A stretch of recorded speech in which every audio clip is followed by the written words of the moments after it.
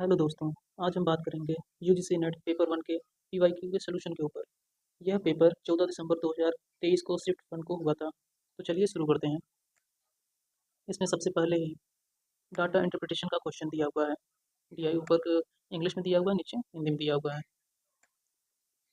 इसमें क्या है कि तालिका दी हुई है एक, और नीचे कुछ डेटा दिए हुए हैं, कुछ खाली जगह भी है, दिन के नाम दिए हुए हैं, और हमें इससे संबंधित नीचे क्वेश्चन दिया हुआ है। क्वेश्चन पढ़ते हैं। पहला कि शुक्रवार को यदि नाव की गति की गति का धारा की गति से अनुपात 2:1 है, तो नाव द्वारा धारा प्रतिकूल एवं अनुप्रवाह में लगाए गए समय के मध्य अंतर कितना होगा। तो इसमें अंतर है 36 घंटे का। 36 घंटे कैसे हैं, आइए समझते हैं। तो इस टीआई में कहा है कि धारा की गति से अनुपात जो है 2:1 दिया हुआ है। तो मान लेते हैं कि नाव की गति तथा धारा की गति क्रमशः 2x और x दी हुई है। तो प्रश्न में कहा है कि नाव द्वारा लगा गया कुल समय 72 घंटे का है। ध्यान रखिएगा, यहाँ पर बोला है कि कुल समय में जो है कि नाव जब धारा के विपरीत चल रही है वो वाला समय, प्लस जब नाव जो है कि धारा के अनुकूल चल रही है ये वाला समय, मतलब एक बार जिस अनुकूल और उसके प्रतिकूल, ये दोनों समय को मिलाकर 72 घंटे बोला है। तो ये समझने के लिए सिर्फ यहाँ लिखा गया है कि धारा अनुकूल में नाव द्वारा लगाया समय और धारा प्रतिकूल में लगाया समय 72 घंटे का है। इसको इक्वेशन जब बनाएंगे तो क्या होगा कि बेसिक इक्वेशन, ये जो फार्मूला है इसको यूज़ करेंगे, समय बराबर दूरी बटे चाल वाला फार्मूला। तो दूरी तो सेम ही है, बस धारा एक बार सीधी दिशा में है नाव के, और दूसरी बार क्या है कि नाव की उल्टी दिशा में है। जब धारा के अनुकूल चल रहा है, जिस दिशा में धारा चल रही है, जब उस दिशा में हमारी नाव चल रही है, तो जाहिर सी बात है स्पीड थोड़ी ज़्यादा हो जाएगी अपने आप ही। तो हम जब स्पीड कैसे ज़्यादा होगी, जो नाव की स्पीड होगी और धारा की स्पीड, इन दोनों को हम जोड़ देंगे। जैसे यहाँ 2x जो है नाव की स्पीड है और धारा की स्पीड x है। जब दोनों को जोड़ देंगे तो हमारी जो रियल वाली चाल है वो निकल कर सामने आ जाएगी।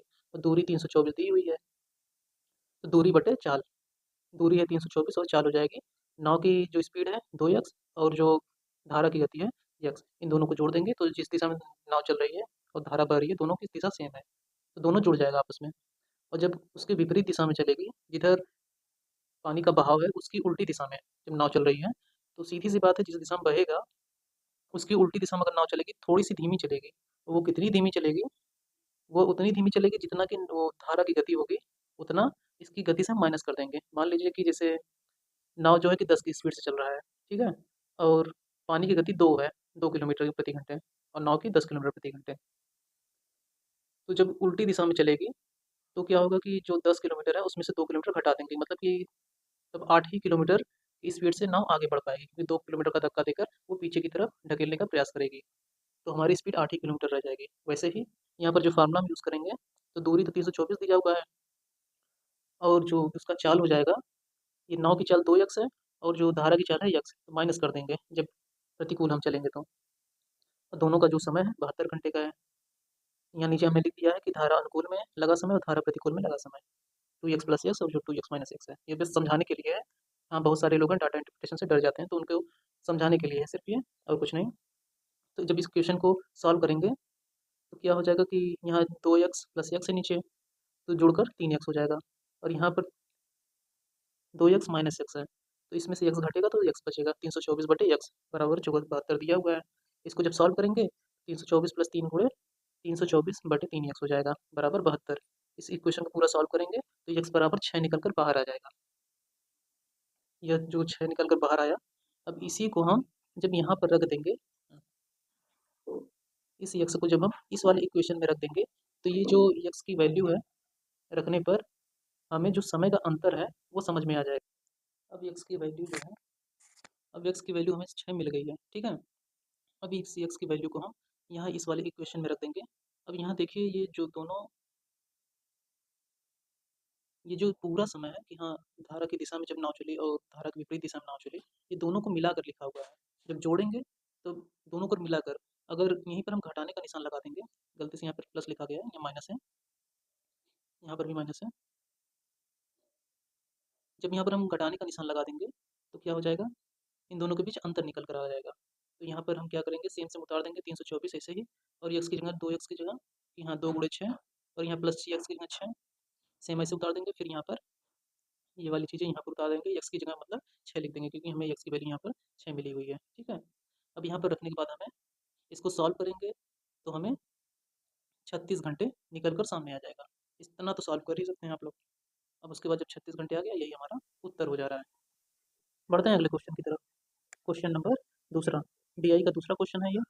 इसमें कहा है कि सोमवार को यदि नाव द्वारा धारा प्रतिकूल जाने एवं अनुप्रवाह जाने में लगाए गए समय के मध्य 20 घंटे का अंतर है, तो नाव द्वारा धारा प्रतिकूल तथा अनुप्रवाह जाने में लगा कुल समय निकालना है हमें। तो ये जो है कि 40 घंटे का इसमें समय लगा। कैसे लगा, आइए समझते हैं। अब दूसरे वाले डीआई में क्या कहा है कि हम यहाँ पर मान लेते हैं कि नाव की गति जो है x किलोमीटर प्रति घंटा है और दिया है धारा की गति 4 किलोमीटर प्रति घंटा। अब क्या है कि अनुप्रवाह दिशा में नाव की गति को हम x प्लस 4 किलोमीटर प्रति घंटा कर लेंगे, क्योंकि जब नाव की दिशा जब धारा की दिशा बह रही है तो दोनों को जोड़ देंगे, नाव की गति को और धारा की गति को। अनुप्रवाह दिशा में नाव की गति जो है कि x प्लस 4 किलोमीटर प्रति घंटा हो जाएगी। और जब धारा के प्रतिकूल चलेगी नाव, तब इसमें जो धारा की गति है इसको हम माइनस कर देंगे नाव की गति से, तो ये हो जाएगा नाव की गति x है और धारा की गति 4, तो x माइनस 4 हो जाएगा धारा प्रतिकूल नाव की गति। प्रश्न में दिया है कि धारा प्रतिकूल जाने एवं अनुप्रवाह जाने में लगाए गए समय के मध्य 20 घंटे का अंतर है। मतलब जाने और आने में जो अंतर है समय का, वो 20 घंटे का अंतर है। तो जैसे हमने पिछले वाले में इक्वेशन बनाया था वैसे ही करेंगे। तो यहाँ पर अंतर दिया हुआ है, तो यहाँ बीच में जो है कि माइनस का साइन लगा देंगे। बाकी सेम वैसे ही प्रोसेस करेंगे जैसे पहले वाले क्वेश्चन में किया था। तो इसको हम जब सॉल्व करेंगे, सॉल्व करते करते आएंगे तो यहाँ एक्स की वैल्यू जो हमें 12 मिल जाएगी। और इस 12 को उठाकर हम इसी वाले इक्वेशन में जब रखेंगे, लेकिन हमें यहाँ पर थोड़ा सा पूछा है कि कुल कितना समय लगा। तो कुल समय के लिए हमें यहाँ पर प्लस करना होगा, क्योंकि जाने और आने में जो समय लगा है उसका यहाँ पर अंतर दिया हुआ है, अंतर की वजह से यहाँ माइनस लगाया हुआ है। और जब पूछेगा कुल कितना लगा तो यहाँ पर प्लस कर देंगे, और जब प्लस कर देंगे तो जाने और आने में जितना समय लगा उन दोनों का समय जो है कि वो हो जाएगा कुल समय। तो यहाँ पर हमने प्लस कर दिया और एक्स की वैल्यू जो है कि 12 उठाकर रख दिया यहाँ से। इसको सॉल्व करेंगे 60 घंटे, उत्तर आ गया हमारा। अगला सवाल है तीसरा नंबर। डीआई का तीसरा क्वेश्चन कह रहा है कि मंगलवार को नाव द्वारा धारा प्रतिकूल एवं अनुप्रवाह जाने में लगाए गए समय के मध्य 45 घंटे का अंतर है, तो अनुप्रवाह गति 24 किलोमीटर प्रति घंटा है। तो नाव द्वारा धारा प्रतिकूल एवं अनुप्रवाह जाने में तय की गई कुल दूरी कितनी होगी? 720 किलोमीटर। 720 किलोमीटर कैसे होगा, आइए समझते हैं। इसमें क्या करेंगे कि कुल दूरी को हम यक्स मान लेंगे। अब जब अनुप्रवाह गति में चलेगा तो 24 किलोमीटर प्रति घंटा है, और जब धारा प्रतिकूल चलेगा तो हम मान लेते हैं कि वाई किलोमीटर प्रति घंटे की स्पीड से चल रहा है। यहाँ पर यक्स नहीं मानेंगे क्योंकि हमने यक्स को पहले ही दूरी के रूप में यहाँ पर मान लिया है। ठीक है, अब वही बेसिक फार्मूला फिर से यूज़ करेंगे। जब अंतर रहेगा तो माइनस लगाएंगे, जब दोनों को एक साथ करना होगा, पूरा निकालना होगा, तो हम प्लस कर लेंगे। तो इस तरीके से फार्मूले में रख देंगे। तो अब ये तो जब दो दो दे दिया है कि हाँ दो दो वैल्यू हमें नहीं पता है, तो इक्वेशन बनाकर हम सॉल्व करेंगे। इक्वेशन बनाने से क्या होता है, थोड़ी सी सुविधा हो जाती है क्वेश्चन को सॉल्व करने में। इन दोनों इक्वेशन को हम जब जोड़ लेंगे तो एक्स की वैल्यू जो है 60 निकल कर आ जाएगी। तो इस वैल्यू को जो है कि हम इक्वेशन 2 में रख देते हैं। आप किसी भी इक्वेशन में रखेंगे सेम रिजल्ट आएगा। जब 2 में रख देंगे हम, तब उसके बाद हमें y की वैल्यू 6 निकल कर आ जाएगी सामने। और जब 6 निकल कर आ जाएगी तो इस y की वैल्यू को हम फिर से यहाँ पर रख देंगे, क्या नाम है, इस वाले में। तो यहाँ पर क्या हो जाएगा, तो y की जगह क्या है, 60/x हो गया और 1/6। एक्स की वैल्यू हमें सॉल्व करेंगे तो 360 निकल कर सामने आ जाएगी। और नाव द्वारा तय की गई कुल दूरी जो है, ये तो एक एक तरफ की दूरी है कि हाँ नाव की दिशा में एक तरफ जाने में जो भी दूरी तय हुई, हालांकि एक बार गया फिर उतना ही वापस आया ना जो नाव है, तो 360 किलोमीटर चला तो 360 किलोमीटर ही वापस आया। तो नाव द्वारा कुल दूरी जो तय की गई वो 360 प्लस 360 हो जाएगी। उसने 772 किलोमीटर की एक तरीके से यात्रा की। तो 720 किलोमीटर हमारा उत्तर हो जा रहा है। अगला सवाल है चौथा नंबर। डीआई का चौथा क्वेश्चन क्या कह रहा है कि बुधवार को यदि नाव ने धारा प्रतिकूल दूरी का आधा भाग सामान्य गति से तथा शेष आधा भाग अपनी गति की दुगनी गति से तय किया, तथा इसने धारा प्रतिकूल जाने में लगने वाले समय की तुलना में 33 सही 3/4 घंटे कम समय लिया, तो नाव द्वारा धारा प्रतिकूल एवं अनुप्रवाह जाने में कुल कितना समय लगाया गया? तो यह लगाया गया 108 घंटे का समय। 108 घंटे कैसे आया, चलिए समझते हैं। यहाँ पर हम नाव की सामान्य गति को x किलोमीटर प्रति घंटा मान लेते हैं, लेकिन दिया है कि धारा प्रतिकूल दूरी जो है 270 किलोमीटर और धारा की गति जो है 6 किलोमीटर प्रति घंटा दी हुई है। प्रश्न के अनुसार जो है हम चलते हैं, वही पुराना फॉर्मूला यूज़ करते हैं, 4 बराबर दूरी बटे वाला समय। इस फॉर्मूले को यूज़ करते हुए यहाँ पर अंतर निकाल लेते हैं, उसके बाद इक्वेशन सॉल्व करते हैं। इक्वेशन सॉल्व करते करते हमें x की वैल्यू 9 मिल गई। अब पूछा है कि कुल लगा कितना समय। तो एक बार धारा के प्रतिकूल जब चला और एक बार धारा के अनुकूल जब चला, तब हमें जो समय लगा उसकी जब गणना करेंगे, तो जब समय निकालते हैं तो फिर से वही फॉर्मूला बेसिक वाला लगाते हैं, समय बराबर दूरी बटे चाल। जैसे कि यहाँ पर इस्तेमाल किया था कुछ उसी तरीके से यहाँ पर इस्तेमाल करके आगे सॉल्व करेंगे तो 108 किलोमीटर 108 घंटा निकल कर सामने आ जाएगा जो हमारा समय है। अगला सवाल है डाटा इंटरप्रिटेशन का 5वां नंबर। 5वें में क्या कहा है कि गुरुवार को नाव द्वारा x किलोमीटर धारा प्रतिकूल तथा x प्लस 120 किलोमीटर अनुप्रवाह दूरी तय करने में लगाए गए समय के बीच 26 घंटे का अंतर है। नाव द्वारा अगर नाव धारा प्रतिकूल और अनुप्रवाह उतनी ही दूरी तय करती तो लगाए गए समय में कितना अंतर होता। तो यह अंतर होता 56 घंटे का। 56 घंटे कैसे, आइए समझते हैं। यहाँ पर हम मान लेंगे कि नाव द्वारा धारा की प्रतिकूल चली गई जो दूरी है वो x किलोमीटर है, तब जो नाव द्वारा धारा के अनुकूल चली गई दूरी है वो x प्लस 20 किलोमीटर हो जाएगी। प्रश्न के अनुसार क्या है कि धारा प्रतिकूल तथा अनुप्रवाह दूरी तय करने में लगाए गए समय के बीच जो अंतर है वो 26 घंटे का अंतर दिया हुआ है क्वेश्चन के अनुसार। जो अंतर है तो अंतर वाले में क्या करेंगे, बीच में माइनस लगा के फॉर्मूला को रख देंगे इस तरीके से। जब फॉर्मूले में इसे रख दिए उसके बाद हम इक्वेशन को सॉल्व करेंगे। सॉल्व करने के बाद एस की वैल्यू जो है कि 168 आ जाएगी। अब जो अनुप्रवाह दूरी है, मतलब जिस दिशा में धारा चल रही है उस समय 168 प्लस 120, क्योंकि एक्स की वैल्यू 168 मिली है और यहाँ पर ऊपर आएंगे देखेंगे तो नाव द्वारा धारा के अनुकूल चली गई जो दूरी है x प्लस 120 है। तो x की वैल्यू हमें 168 मिल गई प्लस 120 दिया हुआ है, तो इसी x को यहाँ पर रख देंगे। 168 प्लस 120 हमें 288 किलोमीटर निकल कर बाहर आ जाएगा। अब जो नाव द्वारा लगे समय का अंतर है, अंतर में क्या करते हैं, बीच में माइनस कर देते हैं। बीच में माइनस कर देंगे और दूरी जो है कि 288 है, क्योंकि ये अभी दिख निकल कर सामने आया ना 288, 288 यहाँ से 288 यहाँ पर हम फॉर्मूले में रख देंगे। 288/4 माइनस 288/18। इसको लगाकर जब सॉल्व करेंगे तो नाव द्वारा लगे समय का जो अंतर है वो हमें निकल कर सामने आ जाएगा। ये जो 4 और 18 है वो यही वाला है, कुछ और मत समझिएगा। यहाँ पर बस अंतर है निकालना है। तो हमारा 56 घंटा निकल कर बाहर सामने आ गया। अगला सवाल है 6ठा नंबर। 6ठे में क्या कहा है, 6ठे में कहा है कि निम्नलिखित में से किस साधन या टूल का उपयोग वर्चुअल प्रयोगशाला तथा अनुरूपणों के लिए किया जा सकता है। अनुरूपण मतलब सिमुलेशन। तो यह किया जा सकता है PST इंटरेक्टिव सिमुलेशन।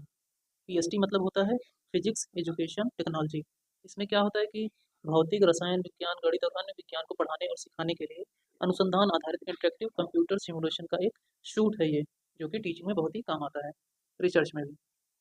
बढ़ते हैं अगले क्वेश्चन की तरफ। अगला क्वेश्चन है 7वां नंबर।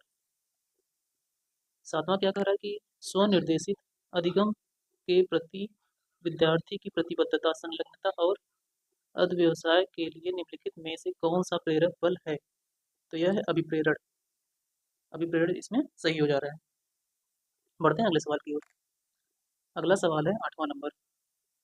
8वां क्या कह रहा है, दो कथन दिए हुए हैं, बताना हमें कौन सा सही है कौन सा सही नहीं है। पहला कथन कह रहा है कि निष्क्रिय शैली द्वंद्व से निपटने का एक तरीका है जिसमें लोग अनिश्चयात्मक और विनम्र होते हैं और दूसरों को यह ज्ञात नहीं होने देते कि वे क्या चाहते हैं।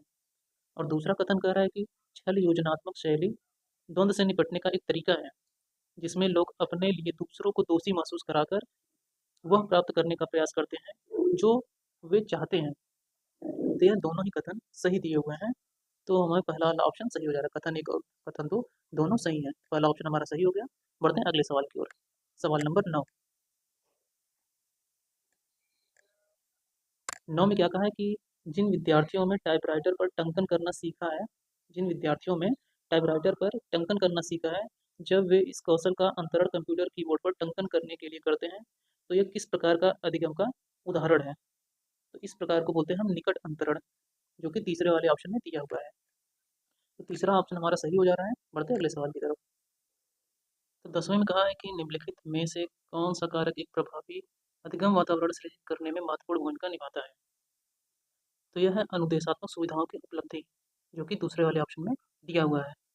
तो दूसरा ऑप्शन हमारा सही हो जा रहा है।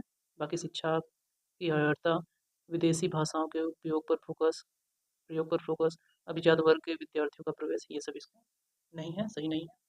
दूसरा ऑप्शन हमारा सही हो जा रहा है, अनुदेशात्मक सुविधाओं का की उपलब्धता। बढ़ते हैं अगले सवाल की ओर। सवाल नंबर 11।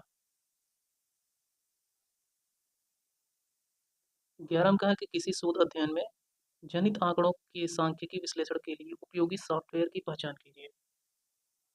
तो इसके उपयोगी सॉफ्टवेयर जो हैं वो है APAS, ये तो है, फिर मिनी टैब है, फिर उसके बाद R भी है, ऑथेंटिकेट नहीं है। तो ए सी डी कहाँ दिया हुआ है? तीसरे वाले ऑप्शन में दिया हुआ है। तीसरा वाला ऑप्शन हमारा सही हो जा रहा है। बढ़ते हैं अगले सवाल की ओर। अगला सवाल है 12 नंबर। यहाँ पर दो कथन दिए हुए हैं, बताना है हमें कि कौन सा कथन सही है, कौन सा सही नहीं है। पहला कथन कह रहा है कि सामाजिक विज्ञान शोध में परिणात्मक विषय वस्तु विश्लेषण एक बहुत पारदर्शी शोध विधि है। दूसरा कथन कह रहा है कि परिमाणात्मक विषय वस्तु विश्लेषण प्रायः एक बाधक विधि के रूप में संदर्भित होता है। तो ऐसा नहीं है, बाधक विधि के रूप में संदर्भित नहीं होता है। तो पहला सही और दूसरा गलत, मतलब कथन एक सत्य लेकिन कथन दो असत्य हो जा रहा है, जो कि तीसरे वाले ऑप्शन में दिया हुआ है। तो तीसरा वाला ऑप्शन हमारा सही हो जा रहा है। बढ़ते हैं अगले सवाल की तरफ। अगला सवाल है 13 नंबर। 13 में क्या कहा है कि किसी प्रकाशित शोध आलेख के संदर्भ में DIO का विस्तृत रूप है। तो DIO का विस्तृत रूप जो है डिजिटल ऑब्जेक्ट आइडेंटिफायर है, जो कि दूसरे वाले ऑप्शन में देखने को मिल रहा है। डिजिटल ऑब्जेक्ट आइडेंटिफायर DIO का फुल फॉर्म हो जा रहा है। बढ़ते हैं अगले सवाल की ओर। अगला सवाल है 14 नंबर। 14 में क्या कहा है कि किसी सांख्यिकी वितरण में असममित की डिग्री के संबंध में टिप्पणी करने के लिए निम्नलिखित में से कौन सा माप उपयोगी होगा। तो इसमें होगा वैषम्य। केंद्रीय प्रवृत्ति नहीं होगा, ये भी नहीं, ये भी नहीं। तो हमारा वैषम्य सही हो जा रहा है। इसको इंग्लिश में क्या कहते हैं? स्क्यूनेस। तो बढ़ते हैं अगले सवाल की ओर। सवाल नंबर 15। 15 क्या कह रहा है कि निम्नलिखित में से कौन सा शब्द अकादमिक लेखन में प्रयुक्त वाइड, या फिर हिंदी में देखिए संक्षिप्त के अर्थ का सही प्रतिनिधित्व करता है। तो ये जो है संदर्भ को या फिर रिफर को संदर्भित करता है। इंग्लिश में इसको बोलते हैं रिफर टू। तो तीसरा वाला ऑप्शन हमारा सही हो जा रहा है। बढ़ते हैं अगले सवाल की ओर। सवाल नंबर 16। 16 में क्या कहा है कि माध्यम के साथ एक प्रकार की आसक्ति की संकल्पना किस रूप में की जा सकती है। आसक्ति की संकल्पना जो है वो अति माध्यता के रूप में ये कर सकते हैं, जो कि पहले वाले ऑप्शन में दिया हुआ है। पहला वाला ऑप्शन हमारा सही हो जा रहा है। बढ़ते हैं अगले सवाल की ओर। अगला सवाल है 17 नंबर। 17 में कहा है कि सामान्यतः साइबर स्पेस की तुलना एक प्रकार के इलेक्ट्रॉनिक फिर खाली स्थान है से की जाती है। तो यह है साइबर स्पेस की तुलना जो है खाली स्थान या फिर खुला स्थान के रूप में हम करते हैं। स्क्रीन के रूप में नहीं करते, प्रदर्शनी भी नहीं और परिसर के रूप में भी नहीं करते। तो यहाँ खुला स्थान को हम यहाँ पर रख सकते हैं। तो चौथा वाला ऑप्शन हमारा सही हो जा रहा है। NTA ने भी खुला स्थान को सही माना है। इसको इंग्लिश में क्या कहते हैं? अगोरा। 18वां क्वेश्चन क्या कह रहा है? इसमें कहा है कि संप्रेषण के संबंध में निम्नलिखित में से कौन सा कथन सत्य है। इसमें से कथन सत्य देखना है। तो पहला कह रहा है कि संप्रेषण अर्थ सदैव अस्पष्ट होते हैं। तो ऐसा बिल्कुल नहीं है। जब हम बातचीत या संप्रेषण करते हैं तभी तो कोई चीज़ें स्पष्ट होती हैं। तो ए को हम एलिमिनेट कर सकते हैं यहाँ से अब बचा BCD CDE। दूसरा ऑप्शन देखते हैं कि शब्द अवधारणाओं के प्रतीक होते हैं। तो हाँ, ये होते हैं, ये सही है। अगला क्या कह रहा है कि लेबल अस्पष्ट हो सकते हैं। ये भी सही है कि हो सकते हैं। डी क्या कह रहा है कि प्रतीक सामान्यतः किसी समूह के भीतर समझे जाते हैं। ये भी सही है। ई कह रहा है कि संप्रेषण में अर्थ साझा करना संभव नहीं है। तो ऐसा बिल्कुल नहीं है। संप्रेषण के माध्यम से हम लोग अर्थ को साझा कर सकते हैं। यहाँ लिखा संभव नहीं है, तो ये गलत हो जा रहा है। तो BCD सही हो जा रहा है, मतलब कि दूसरा वाला ऑप्शन BCD यहाँ पे सही हो जा रहा है। बढ़ते हैं अगले सवाल की ओर। सवाल नंबर 19। 19 में क्या कहा है कि कथन है, दो कथन है, बताना कौन सा सही है कौन सा गलत है। इसमें कह रहा है कि संप्रेषण लोगों के सांस्कृतिक आचरण को प्रदर्शित नहीं कर सकता। संप्रेषण लोगों के संस्कृत आचरण को प्रदर्शित नहीं कर सकता है, तो ऐसा नहीं है, प्रदर्शित कर सकता है ये। दूसरा कथन कह रहा है कि संप्रेषण सामाजिक जीवन के निर्माण के लिए एक अंतर्भूत प्रथा है, तो ये सही है, संप्रेषण जो है अंतर्भूत प्रथा है। तो पहला गलत, दूसरा सही, मतलब कि चौथा वाला ऑप्शन कथन एक गलत है लेकिन कथन तो सही है, तो चौथा वाला ऑप्शन हमारा सही हो जा रहा है। बढ़ते हैं अगले सवाल की ओर, सवाल नंबर 20। 20 में क्या कहा है, संप्रेषण एक सामाजिक प्रक्रिया है जिसमें लोग अपने स्वयं के वातावरण में अर्थ निर्धारण करने के लिए प्रतीकों का प्रयोग करते हैं, तो ये बिल्कुल सही है। दूसरा कथन कह रहा है कि लोग और उनके बीच परस्पर क्रियाएं संप्रेषण प्रक्रिया का हिस्सा नहीं होती हैं क्योंकि संप्रेषण सामाजिक नहीं हो सकता है, संप्रेषण सामाजिक नहीं हो सकता है, बिल्कुल गलत बात है ये, संप्रेषण सामाजिक हो सकता है। तो तीसरा वाला कथन हमारा सही हो जा रहा है कि कथन एक सही है लेकिन कथन दो गलत है, तो तीसरा ऑप्शन सही हो गया। बढ़ते हैं अगले सवाल की ओर। अगला सवाल है 21 नंबर। 21 में क्या कहा है कि एक कार 50 किलोमीटर प्रति घंटे की आरंभिक गति से चलकर अपनी गति को हर घंटे 5 किलोमीटर प्रति घंटा बढ़ाती हुई चलती है।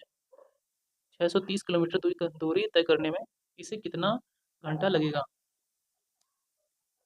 तो इसको 9 घंटे लगेंगे। 9 घंटे कैसे लगेंगे, आइए समझते हैं साइड में। अगला सवाल है 22 नंबर। 22 नंबर क्या कह रहा है, किसी फैक्ट्री में कर्मचारियों का औसत वेतन 7,000 रुपये है। यदि 12 अधिकारियों का औसत वेतन 40,000 और शेष कर्मचारियों का औसत वेतन 6,000 है, तो कर्मचारियों की संख्या निकालिए। कर्मचारियों की संख्या 408 है। 408 कैसे है, आइए समझते हैं।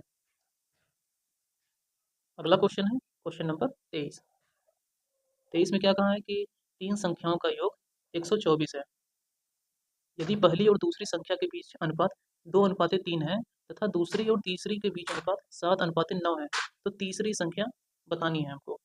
तो तीसरी संख्या 54 है, ये कैसे है, आइए समझते हैं। अगला सवाल है 24 नंबर। 24 24 में क्या कहा है कि निम्नलिखित अंक श्रृंखला में पी का मान कितना होगा। पी का मान होगा 3120। 3120 कैसे होगा, आइए समझते हैं। अगला सवाल है 25 नंबर। 25 नंबर में क्या कहा है कि किसी वस्तु का लागत मूल्य इसकी बिक्री के अंकित मूल्य का 75% है। 15% की छूट देने के पश्चात व्यापारी को कितने प्रतिशत का लाभ होगा, तो इसमें लाभ होगा 13 सही 1/3 प्रतिशत का। यह कैसे होगा, आइए समझते हैं। अगला क्वेश्चन है 26 नंबर। 26 में क्या कहा है कि निम्नलिखित में से कौन से कथन इस तरह से संबद्ध हैं कि वे दोनों सत्य नहीं हो सकते हैं और न ही दोनों असत्य हो सकते हैं। तो इसका जो बी और डी वाला ऑप्शन है, मतलब कि दूसरा ऑप्शन, ये दोनों सत्य नहीं हो सकते हैं, न ही दोनों असत्य हो सकते हैं, कि कुछ स्तनपायी कशेरुकी हैं, कोई भी स्तनपायी कशेरुकी नहीं है। इसको समझने के लिए एक बार, अगर आपने इसको लॉजिकल रीजनिंग नहीं पढ़ा होगा तो थोड़ा सा टफ होगा आपके लिए समझना। अगर आप बताएंगे कि हाँ आपको समझना है तो हम नेक्स्ट वीडियो में इससे संबंधित क्वेश्चन पे डिस्कस कर लेंगे। बढ़ते हैं अगले सवाल की ओर। अगला सवाल है 27 नंबर। 27 में क्या कहा है कि निम्नलिखित में से कौन सा कथन तार्किक रूप से इस कथन के समतुल्य है कि सभी आयत बहुभुज हैं। तो इसमें जो कोई भी आयत गैर बहुभुज नहीं है, ये इसके समतुल्य हो जा रहा है, और बाकी जो है उसके समतुल्य नहीं है, तो दूसरा ऑप्शन हमारा सही हो गया। बढ़ते हैं अगले सवाल की ओर। अगला सवाल है 28 नंबर। 28 नंबर में क्या कहा है कि निम्नलिखित पदों को गुणार्थ के आरोही क्रम में व्यवस्थित कीजिए। गुणार्थ के आरोही क्रम में व्यवस्थित करना है। पहले दिया है पनीर, फिर दूध उत्पाद, फिर मृदु पनीर, फिर तीखा मृदु पनीर। तो सबसे पहले आता है दूध उत्पाद। सबसे पहले दूध आता है, फिर उसकी बनती है पनीर, फिर उसे मृदु पनीर में हम कन्वर्ट कर लेते हैं, फिर उसके बाद ही हम तीखा या फिर मृदु पनीर बना पाते हैं, तीखा मृदु पनीर जो भी है। तो ऐसे ही इस क्रम में पहला वाला चल रहा है कि BACD। बी दूध उत्पाद, ए फिर उससे पनीर बना, फिर उसके बाद मृदु पनीर बना, फिर वह तीखा मृदु पनीर बना। पहला वाला ऑप्शन हमारा सही हो जा रहा है। बढ़ते हैं अगले सवाल की ओर। अगला सवाल है 29 नंबर। 29 में कहा है कि राजनैतिक स्थिरता आर्थिक प्रगति के लिए अपरिहार्य है क्योंकि आर्थिक प्रगति केवल राजनैतिक स्थिरता के साधनों से ही प्राप्त की जा सकती है। उपयुक्त कथन में कौन सा अनाकारिक तर्क दोष है। तो इसमें दो से आत्मश्रयित है उसका, तो चौथा वाला ऑप्शन हमारा सही हो जा रहा है। बढ़ते हैं अगले सवाल की ओर। अगला सवाल है 30 नंबर। 30 में कहा है कि इस प्रतिगप्ति मतलब पहाड़ी पर आग है क्योंकि यह गियर है, में अनियमित मध्य का तर्क दोष है। दूसरा कथन कर रहा है कि इस प्रतिगति की ध्वनि शाश्वत है क्योंकि यह श्रव्य है, में अनियमित मध्य का तर्क दोष है। तो हाँ, दोनों में अनियमित मध्य का तर्क दोष है, तो दोनों ही कथन सही हो जा रहे हैं। ये लॉजिकल रीजनिंग का क्वेश्चन है, ये भी जिसने नहीं पढ़ा होगा उसके लिए थोड़ा सा टफ है। बढ़ते हैं अगले सवाल की ओर। अगला सवाल है 31 नंबर। 31 में क्या कहा है कि दो कथन दिए हुए हैं, बताना है कौन सा सही है कौन सा सही नहीं है। 31 में कह रहा है कि गूगल एक वेब सर्च इंजन है जबकि गूगल क्रोम वेब ब्राउजर है। तो हम सभी देखें कि हाँ, गूगल एक वेब सर्च इंजन है, क्रोम के माध्यम से हम चलाते हैं तो अंदर देखते हैं गूगल रहता है, वो सर्च इंजन होता है, ये सही बात है। दूसरा कह रहा है कि माइक्रोसॉफ्ट एज एक वेब सर्च इंजन है जबकि माइक्रोसॉफ्ट बिंग एक वेब ब्राउज़र है, तो ये सही नहीं है। माइक्रोसॉफ्ट एज एक वेब सर्च इंजन नहीं है और माइक्रोसॉफ्ट बिंग एक वेब ब्राउज़र भी नहीं है। बिंग जो है ये भी गूगल की तरह एक सर्च इंजन है। तो हमारा पहला सही है, दूसरा गलत हो जा रहा है, मतलब तीसरा वाला ऑप्शन। कथन एक सही है लेकिन कथन दो गलत है। बढ़ते हैं अगले सवाल की और सवाल नंबर 32 नंबर में क्या कहा है कि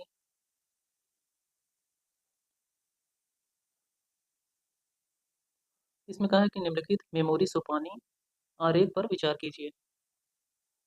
सबसे ऊपर कैश मेमोरी, फिर दूसरे नंबर पर सॉलिड स्टेट स्टोरेज, फिर लास्ट में ऑप्टिकल डिस्क स्टोरेज दिया हुआ है। और यहाँ बताया कि प्रति बिट लागत में वृद्धि हो रही है जबकि नीचे तरफ आने पर अधिगम समय में वृद्धि हो रही है, अभिगम समय में।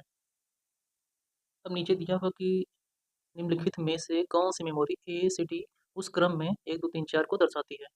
चुंबकीय टेप, चुंबकीय hard disk, random access memory, processor register. इसमें जो प्रोसेसर रजिस्टर है ये सबसे फास्ट होता है, फिर इससे थोड़ा सा स्लो होता है रैंडम एक्सेस मेमोरी, इससे थोड़ा और स्लो होता है चुंबकीय हार्ड डिस्क, और इन सब में सबसे स्लो है चुंबकीय टेप। तो हमारा चौथा वाला जो ऑप्शन है DCBA, यह इस क्रम को फॉलो कर रहा है। Processor register, random access memory, चुंबकीय हार्ड डिस्क और चुंबकीय टेप। प्रोसेसर रजिस्टर सबसे तेज, रैंडम एक्सेस मेमोरी से थोड़ा सा स्लो, चुंबकीय हार्ड डिस्क उससे और स्लो, फिर चुंबकीय टेप। तो ये चौथा वाला ऑप्शन इसी क्रम में है, चौथा वाला ऑप्शन हमारा सही हो जा रहा है। बढ़ते हैं अगले सवाल की ओर। सवाल नंबर 33।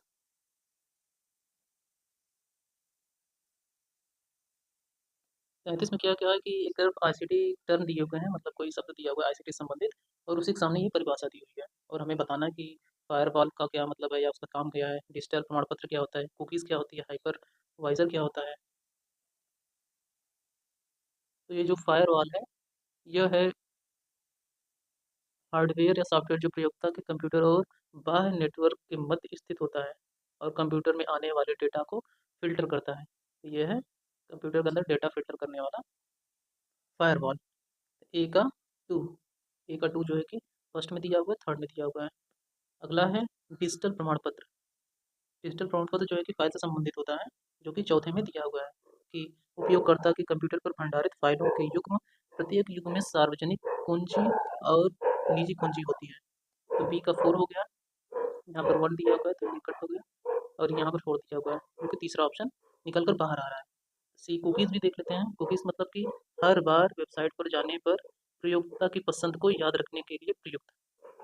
जब आप वेब ब्राउजिंग करते हैं तो पूछता है ना, हाँ कुकीज़ को एक्सेप्ट करना चाहते हैं नहीं करना चाहते हैं, वही वाला कुकीज़ है ये। और लास्ट में है हाइपरवाइजर। ये जो है कि सॉफ्टवेयर, फर्मवेयर या हार्डवेयर जो आभासी मशीन सृजित करता है और संचालित करता है, ये हाइपरवाइजर है। तो तीसरा वाला ऑप्शन हमारा सही हो जा रहा है। बढ़ते हैं अगले सवाल की ओर। सवाल नंबर 34। 34 जो है MS एक्सेल वर्कशीट से संबंधित है। इसमें पूछा है कि ये जो फार्मूला है सम IFS, फिर कोष्टक में C2, फिर ये C7 कॉमा B2 से B7 तक, फिर डबल डॉटेड कॉमा में ग्रेटर देन 13, फिर कॉमा C2 से C7। ये जो इसका मतलब है जिसे C2 से इसे इधर करके C7 इसे यहाँ पर दिया हुआ है, इसका मतलब है कि C और 2 ये वाला, इसके नीचे जो खाना आ रहा है ये वाला, ये हो गया C2। C2 से लेकर C7 तक, ये C7 और ये C, मतलब कि यहाँ तक C7। इसका मतलब हो गया कि ये जो इतना वाला है ये इसके बीच की बात कर रहा है, C2 से C7 तक। ठीक है, ऐसे ही यहाँ पर दिया हुआ है C2 से C7 तक, मतलब इसी की बात कर रहा है। अब B2 से B7, मतलब ये B यहाँ पर है और 2 यहाँ पर है, B2 से B7, ये वाला 7 के सामने ये वाला, ये हो गया B2 से B7 तक, मतलब इतनी दूर के बीच की बात की जा रही है। और ये जो सामने सम मामला है, सम IFS, ये दिया हुआ है द्वारा प्राप्त मान।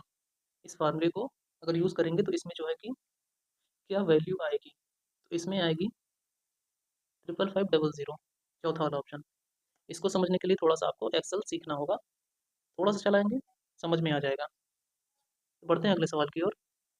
अगला सवाल है 35 नंबर। 35 नंबर में क्या कहा है कि दो कथन दिए हुए हैं और बताना है कि कौन सा कथन सही है कौन सा कथन सही नहीं है। कथन एक में 0.6875 की होल 10 लिखा है, और दूसरा है कि ये बाइनरी सिस्टम में दिया हुआ है और ये डेसिमल में दिया हुआ है। क्या ये दोनों सेम है? पूछा है कि हाँ ये क्या इसके बराबर ये है। और दूसरा कथन कर रहा है कि ये जो बाइनरी सिस्टम बाइनरी नंबर है इसके बराबर ये डेसिमल नंबर है या नहीं। ऐसा ही दोनों हमें चेक करना है। तो इसमें जो तीसरा ऑप्शन है, मतलब कि पहला कथन तो सही है लेकिन दूसरा कथन सही नहीं है, तीसरा वाला ऑप्शन सही हो जा रहा है। अब ये कैसे सही हो रहा है आइए साइड में समझते हैं। तो पढ़ते हैं अगले क्वेश्चन की तरफ। अगला क्वेश्चन है 36 नंबर। 36 में क्या कहा है कि फोटोवोल्टिक सेल प्रत्यावर्ती धारा मतलब AC उत्पन्न करते हैं, और दूसरा कह रहे हैं फोटोवोल्टिक सेल सीधे प्रकाश या सूर्य से संभाषित होते हैं, अतः जब तापमान में वृद्धि होती है तब यह सेल में तब सेल के आर पार रिसाव बढ़ जाता है। तो दूसरा वाला तो सही है, पहला वाला सही नहीं है। फोटोवोल्टिक सेल प्रत्यावर्ती धारा AC नहीं उत्पन्न करते हैं, वो DC उत्पन्न करते हैं। तो पहला गलत दूसरा सही हो जा रहा है, मतलब चौथा वाला ऑप्शन। कथन एक गलत है, कथन दो सही है, चौथा ऑप्शन सही हो गया। बढ़ते हैं अगले सवाल की ओर। अगला सवाल है 37 नंबर। 37 में क्या कहा है कि निम्नलिखित में से कौन से तत्व का युग्म सुपोषित प्रक्रिया के लिए सर्वाधिक महत्वपूर्ण है। तो इसमें नाइट्रोजन फास्फेट जो होता है यह युग्म सुपोषित प्रक्रिया के लिए सर्वाधिक महत्वपूर्ण है। तो दूसरा वाला ऑप्शन हमारा सही हो जा रहा है। बढ़ते हैं अगले सवाल की तरफ। अगला सवाल है 38 नंबर। 38 में कहा है कि जल शोधन में मानक स्कंदक है। मानक स्कंदन कौन सा है? तो यह है फिटकरी, यही सब एलएमवी होते हैं। तो चौथा वाला ऑप्शन हमारा सही हो गया। बढ़ते हैं अगले सवाल की तरफ। अगला सवाल है 39 नंबर। 39 में क्या कहा है कि अभिकथन जो है ये कह रहा है कि वायु की गुणवत्ता की निगरानी हेतु अध्ययन के लिए कुल निलंबित कणों TSP की तुलना में PM10 को वरीयता दी जाती है। तो हाँ यहाँ पर दी जाती है, TSP की तुलना में PM10 को ज़्यादा वरीयता देते हैं, ये बात सही है। दूसरा कह रहा है कि 10 माइक्रोन से बड़े कण युक्त वायु प्रदूषण के संभावित स्वास्थ्य प्रभावों के बेहतर सूचक हैं। तो ऐसा नहीं है, उससे बड़े वाले कण बेहतर सूचक नहीं होते हैं। तो हमारा पहला सही और दूसरा गलत हो जा रहा है, मतलब कि तीसरा वाला ऑप्शन कथन एक, मतलब अभी कथन सही है लेकिन कारण उसका सही नहीं है। बढ़ते हैं अगले सवाल की तरफ। अगला सवाल है 40 नंबर। 40 नंबर में क्या कहा है कि रिक्टर स्केल न केवल भूमि की तीव्रता का मापन करता है बल्कि लोगों पर इसके प्रभाव का भी मापन करता है। दूसरा कथन कर रहा है कि संशोधित मरकाली स्केल भूकंप को निर्मुक्त ऊर्जा के रूप में मापता है। तो ऐसा नहीं है, दोनों ही कथन यहाँ पर गलत दिए हुए हैं। रिक्टर स्केल न भूमि की तीव्रता को मापता है, ये देखिए भूकंप कौन मापता है? रिक्टर स्केल, यहाँ कितने स्तर का भूकंप आया है। तो हमारा दूसरा वाला कथन सही हो जा रहा है, मतलब कि दोनों ही कथन गलत दिए हुए हैं। बढ़ते हैं अगले सवाल की तरफ। तो अगला सवाल है 41 नंबर। 41 नंबर में क्या कहा है कि निम्नलिखित में से कौन सा मुक्त विश्वविद्यालय राष्ट्रीय शिक्षा नीति 1986 के अनुसार स्थापित किया गया था? तो यह किया गया था इंदिरा गांधी राष्ट्रीय मुक्त विश्वविद्यालय दिल्ली, जिसे हम लोग इग्नू भी कहते हैं। तो हमारा दूसरा वाला ऑप्शन सही हो जा रहा है। बढ़ते हैं अगले सवाल की तरफ।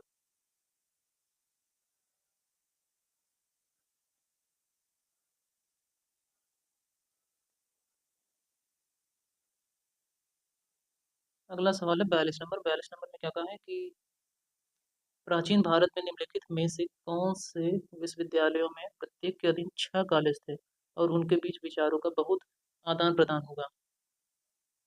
तो यह था नालंदा और विक्रमशिला, जो कि दूसरा और चौथे में, मतलब कि दूसरा वाला ऑप्शन हमारा सही हो जा रहा है। एनटीए ने इसका दूसरा वाला ऑप्शन सही माना है, नालंदा और विक्रमशिला को। बढ़ते हैं अगले सवाल की ओर। अगला सवाल है सवाल नंबर 43। 43 में कहा है कि भारत के निम्नलिखित विश्वविद्यालयों को उनकी स्थापना के कालानुक्रमानुसार व्यवस्थित कीजिए। तो ये आगरा विश्वविद्यालय, दिल्ली विश्वविद्यालय, नागपुर, आंध्र विश्वविद्यालय और कलकत्ता। कलकत्ता विश्वविद्यालय जो है कि 1857 में आया था, और दिल्ली विश्वविद्यालय आया था 1922 में।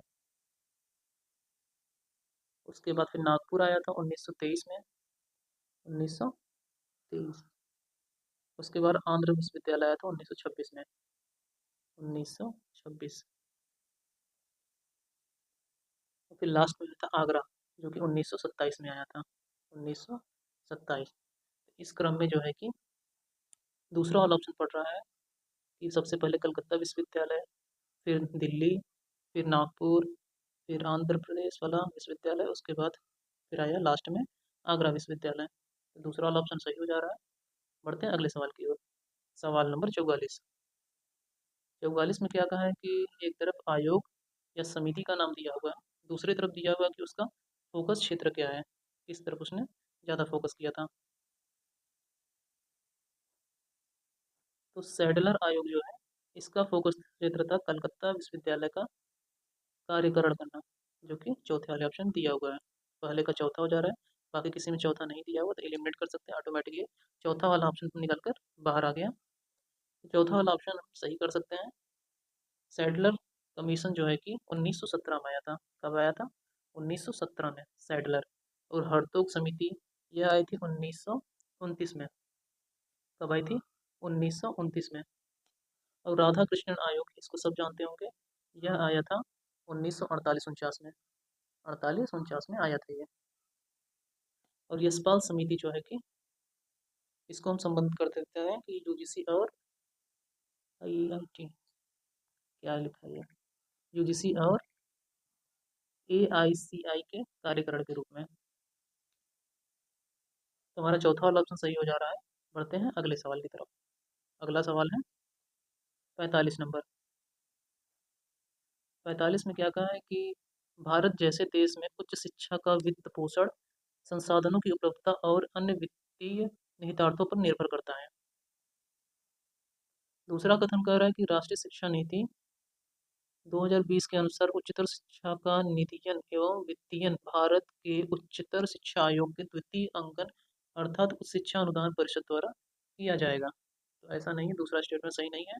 पहला स्टेटमेंट जो है, भारत जैसे देश में उच्च शिक्षा का वित्त पोषण संसाधनों की उपलब्धता और अन्य वित्तीय निहितार्थों पर निर्भर करता है, ये बात बिल्कुल सही है।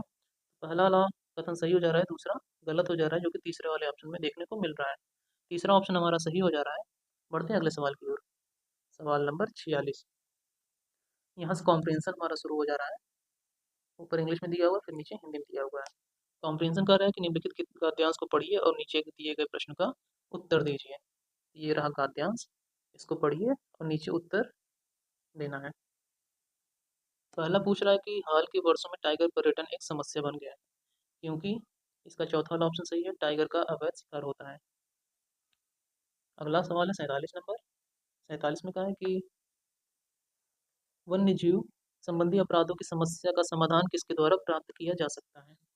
तो यह है वाणिज्यिक पर्यटन को विनियमित करके, जो कि तीसरे वाले ऑप्शन में दिख रहा है। तीसरा ऑप्शन सही हो जा रहा है। बढ़ते हैं अगले सवाल की ओर।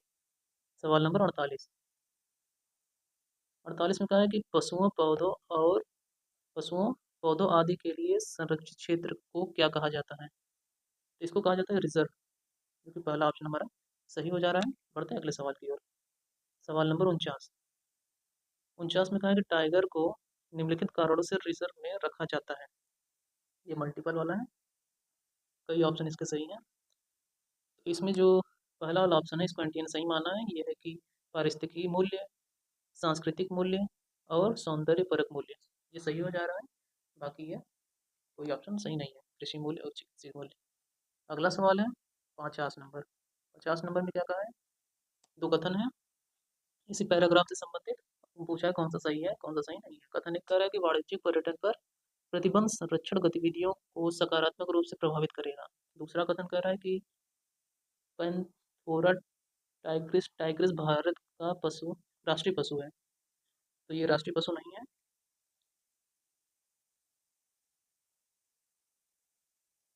एक मिनट,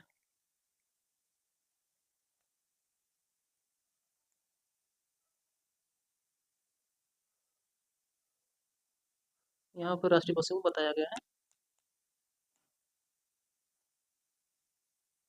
तो वाणिज्य पहला वाला ऑप्शन जो है कि वाणिज्यिक पर्यटन पर प्रतिबंध संरक्षण गतिविधियों को सकारात्मक रूप से प्रभावित करेगा, ये सही नहीं है। तो दूसरा पैंथोरा टाइगर्स टाइग्रिस टाइग्रिस भारत का राष्ट्रीय पशु है, पैराग्राफ के हिसाब से ये सही है।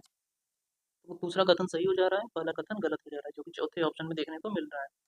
चौथा ऑप्शन हमारा सही हो गया। बढ़ते हैं आगे। हालांकि अब पेपर 1 समाप्त हो चुका है, इसके बाद पेपर 2 शुरू होने वाला है। तो अब वीडियो को ख़त्म करते हैं, मिलते हैं अगले पीवाईक्यू के साथ नए वीडियो में।